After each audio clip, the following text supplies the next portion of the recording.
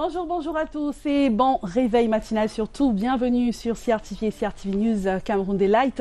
De ce lundi 19 octobre 2020 démarre avec, il y a eu quelques instants, l'actualité régionale qui nous a situés dans le contexte de 2 semaines après la rentrée scolaire. On a également parlé des élections régionales, ce qui sera encore d'actualité cette journée avec la réhabilitation, la réintégration de certains candidats qui avaient été recalés au cours de la sélection des candidats lors des élections régionales qui auront lieu le 6 décembre prochain. On en parle dans quelques instants avec Clarence Guy qui est là pour la revue de presse en anglais. Good morning. Bonjour Catherine. Et bon début de semaine. J'espère que la semaine commence bien pour vous. Definitely. It's a beautiful week.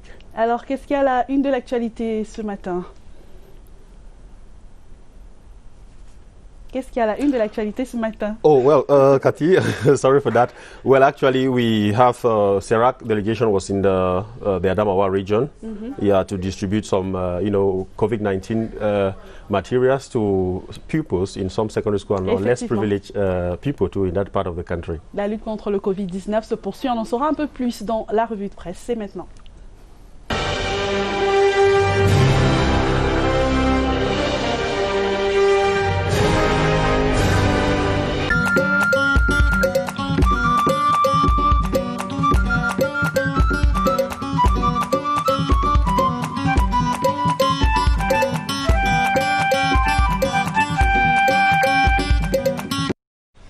It is Monday, the 19th of October, 2020, the start of another week. Ladies and gentlemen, it is a pleasure having you on Tabloid on CRTV and CRTV News. Our press review this morning, we kickstart with the National Bilingual Daily Cameroon Tribune. Headlines, CERAC donates to population. That's a diverse gift offered by the founding president of the Circle of Friends of Cameroon, Mrs. Chantal Biya, were distributed on Saturday, October 17, 2022. The beneficiaries in Vina Division, as in the Adamawa region, by the special representative of the First Lady, Kulsumi Alhaji Bukar. Page 16 to 17 of the National Bilingual Daily has the details of that story. And the Leader Press, still on the same story, say Le CERAC and Gaundere, pupils of the central government primary practicing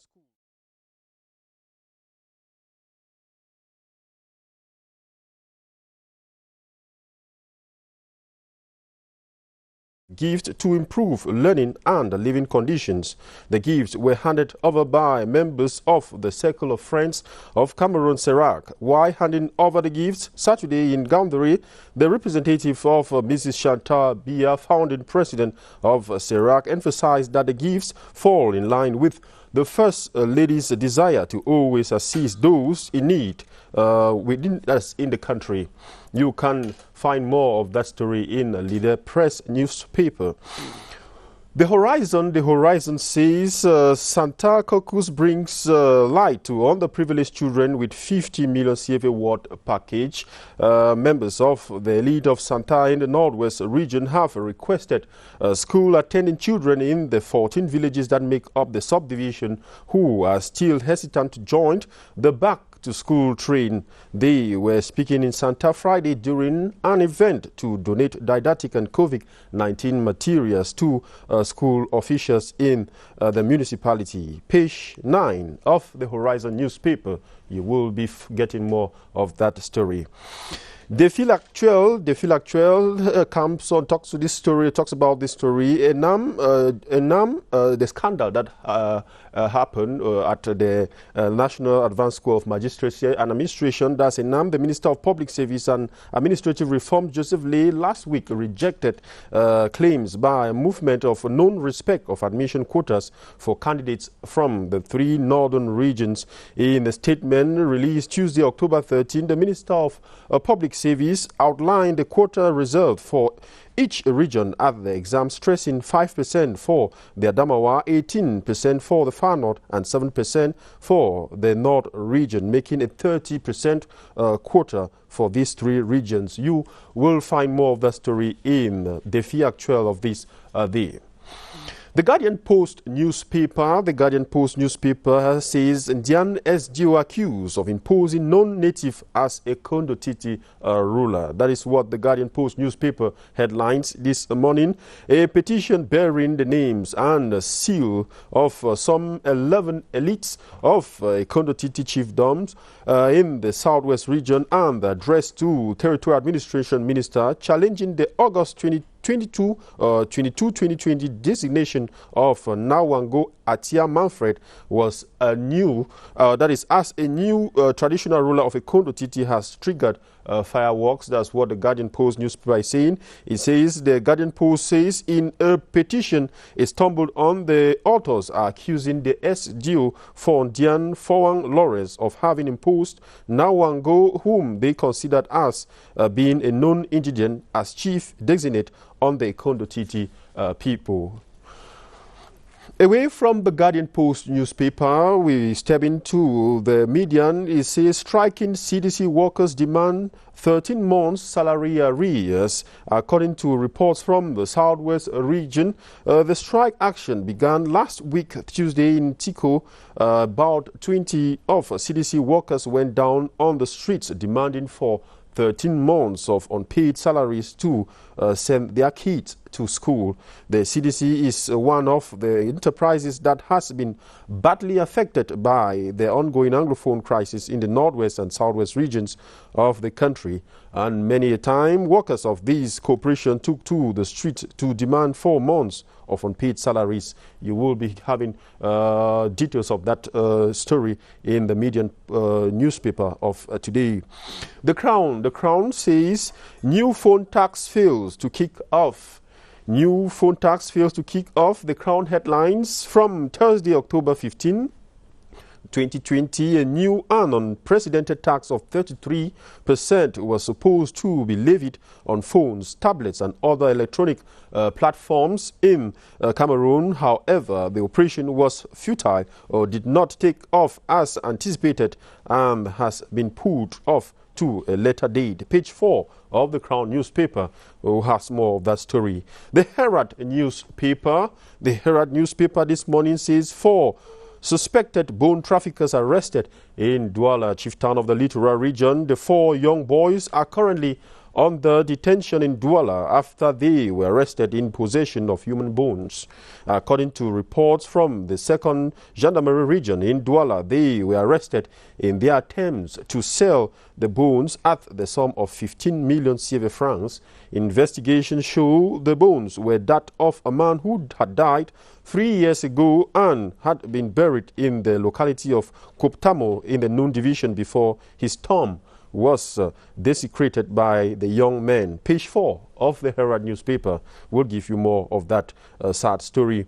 And we end up with Hebdo Meomesala taking us out of the country. It headlines Nicolas Sarkozy mise en examen pour association de malfaiteurs.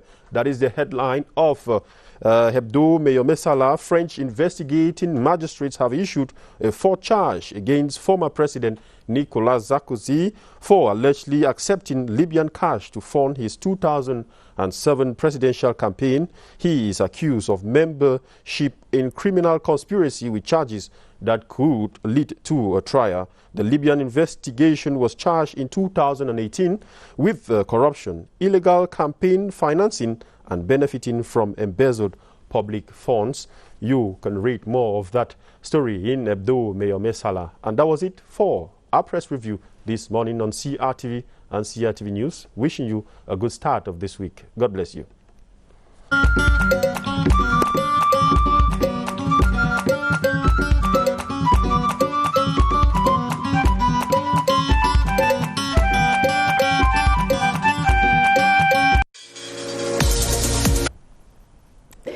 L'actualité de cette journée qui est également marquée par cette annonce du ministre de la Santé publique, le Dr Manaouda Malachi, qui annonce un fort déploiement des personnes ressources à l'aéroport international de Yaoundé-Simalène dans le cadre de la riposte contre le Covid-19, mais c'est également pour renforcer le dispositif sanitaire déjà en place à l'aéroport.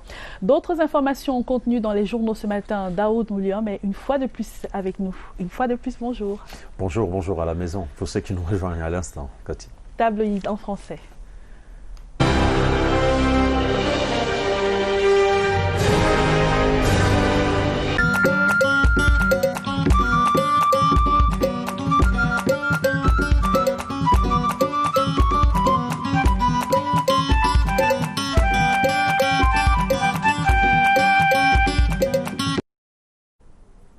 Téléspectateurs, votre fidélité nous honore sur votre chaîne d'information en continu, c'est CRTV News Tabloïd qui démarre à l'instant. Ouvrons donc cette revue de la presse avec ce chiffre 230 000.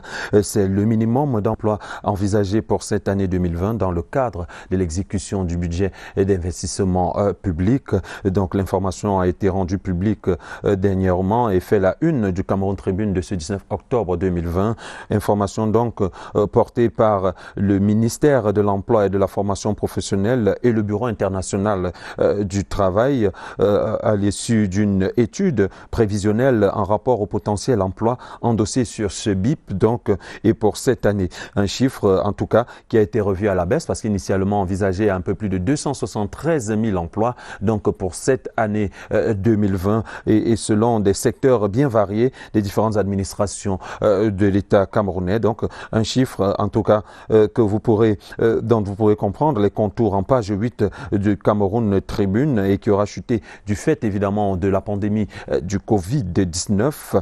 Le Cameroun Tribune de ce jour donc se propose de vous faire revivre ou alors de vous faire la revue des secteurs à fort potentiel en rapport à ce chiffre. C'est effectif, Camerco a repris ses vols hier, 18 octobre, et qu'au matin justifie cette reprise tardive ou reportée par le non-paiement des frais d'assurance qui avaient donc duré jusqu'à hier et en vue donc en une du journal, on peut lire que le Boeing 737 ukrainien dont l'exploitation a démarré hier était jusque-là cloué au sol à cause justement de ce non-paiement par le transporteur public camerounais des frais d'assurance. Des détails à lire en page 5 du journal. Le gouvernement peut-il reculer face aux taxes sur les téléphones et tablettes numériques? C'est l'interrogation fait la une du journal L'économie de ce 19 octobre, au moment où des voix s'élèvent pour décrier ou du moins revendiquer d'autres mécanismes de collecte de cette taxe. Le journal propose d'ailleurs plusieurs pistes de solutions pour sortir de cette crise au bout d'une enquête journalistique menée donc par le journal Intégration. Génération Libre estime que Mekit Invest paye le prix de son succès, paye le prix de son succès. Donc le PDG Jean-Calvin Mbenga, après avoir pris acte de la décision du gouverneur de la région du Centre, qui a suspendu donc une partie des activités de cette entreprise. Donc le PDG annonce et promet à tous ses souscripteurs de résoudre leurs problèmes dans les très prochains jours. C'est à lire en tout cas en page 3 et la même information est relayée donc dans le soir qui, si je cite, annonce « Nous allons respecter les décisions du gouvernement ».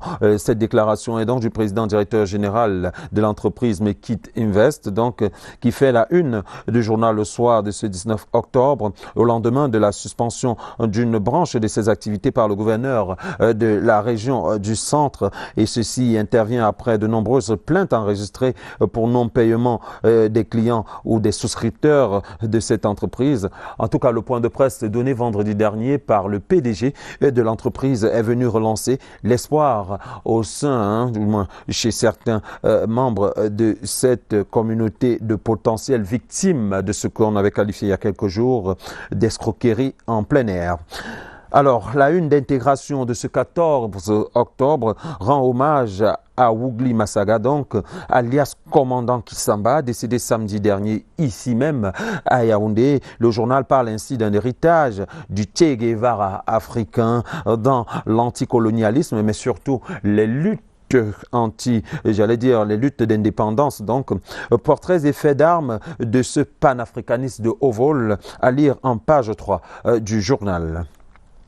Le Messager ouvre une enquête sur la crise à l'école des chefs. École des chefs, donc pour faire référence à l'école nationale d'administration et de magistrature. L'annonce fait donc la une du journal dans un contexte où l'ENAM est dévastée par des scandales les plus incongrus depuis environ 15 ans maintenant. Et le dernier cas en date fait jaser depuis une semaine maintenant. Des informations et bien d'autres à lire donc en pages 5 et 6 de Le Messager, tandis que Prospective Nouvelle apporte des clarifications de Joseph Lé et Sumbu Angula au sujet donc de cette polémique sur les résultats controversés de ce côté donc du concours d'entrée à l'ENAM en session 2020, des chiffres et révélations contenus donc en page 5 du dit journal. Le journal Le Quotidien, dans son édition spéciale de ce jour, place la performance en priorité en ce qui concerne les réussites aux différents concours administratifs. Et vous comprenez bien que c'est une réponse toujours à cette polémique. Le journal veut ainsi désillusionner ou dissuader donc ces jeunes qui visent ou qui misent au gros sur leur appartenance régionale, tribale et parfois religieuse pour pouvoir donc se tailler, se faire une place au sein de la communauté des immatriculés de la fonction publique. Analyse de la question donc à lire dans les colonnes de Le Quotidien. Il faut d'ailleurs préciser que dans sa parution normale, Le Quotidien revient sur cette sortie malencontreuse de l'honorable donc Nouran Foster, donc sortie ici recadrée par Maître Fotso Faustine, qui recadre donc sa jeune on va dire sa jeune collègue ou alors sa jeune sœur, l'honorable Nouran Foster, donc qui aura fait une sortie récemment, sortie plutôt jugée maladroite et inopportune à l'égard de la CRTV donc, et c'est à lire dans le journal Le Défis actuels parlent d'un scandale à un autre à l'École nationale d'administration et de magistrature. On y revient donc. Et en matière de concours administratif, le journal dénonce la corruption, le non-respect des quotas en ce qui concerne l'équilibre régional, mais également le népotisme ou encore la fraude et les autres maux et dérives qui discréditent les résultats et déchaînent un flot d'accusations, mais également de frustration au sein de l'opinion publique. Enquête et évocation, en tout cas à lire en pages 2 et 5 du journal Défis actuels. Et au sujet de la rentrée scolaire, Mutation constate une angoisse à plein temps avec le retour de la mi-temps à l'école. Le journal évalue le nouveau système d'enseignement 2 semaines maintenant que l'école a repris dans les établissements scolaires du Triangle national. Enquête à lire en pages 4 et 5 de Mutation. Le journal L'étudiant parle d'enseignement à mode hybride pour cette année académique 2020-2021 et pour préserver la santé de la communauté universitaire, à savoir les étudiants, les enseignants, mais également tous ces dirigeants. Donc, les cours sont dispensés aussi bien en présentiel qu'à travers des amphithéâtres virtuels qui s'offrent donc en solution ou en alternative. Les échos de la reprise du service dans certaines universités et grandes écoles du Triangle national. C'est donc à lire en pages 3 à 7 du journal L'étudiant. Le du Sahel, pour sa part, fait donc un comptage ou un pré-comptage et annonce 65 000 étudiants attendus dans les universités du Grand Nord en cette rentrée académique 2020-2021. Des chiffres que vous aurez donc en précision en page 11 de l'Œil du Sahel. Le journal Essingan parle d'une attaque de trop de la basse, attaque cette fois perpétrée contre Brenda Biya, donc en séjour en France pour ses soins médicaux. La fille du président de la République a échappé à un raid de la milice pro-Camto. Selon le journal, les faits et d'autres précisions sont donc à lire en page 3 du journal Essingan. Les mensonges contre le Cameroun, Femme Dongo lave et sèche le professeur Achille Mbembe. C'est la une de Réalité Plus de sa parution de ce jour. Et sans plus, justement, nous vous renverrons donc à la lecture des pages 8 à 11 de ce quotidien Réalité Plus, donc sur lequel nous mettons un terme à cette édition donc de la revue de presse, cette édition ou alors ce journal, vous pouvez le retrouver en kiosque ce jour, mais également tous ces autres que nous avons évoqués et peut-être pas pour cette édition de la revue de la presse. En attendant, restez en très belle compagnie de nos programmes. Vous êtes sur CRTV News, c'était Tabloïd.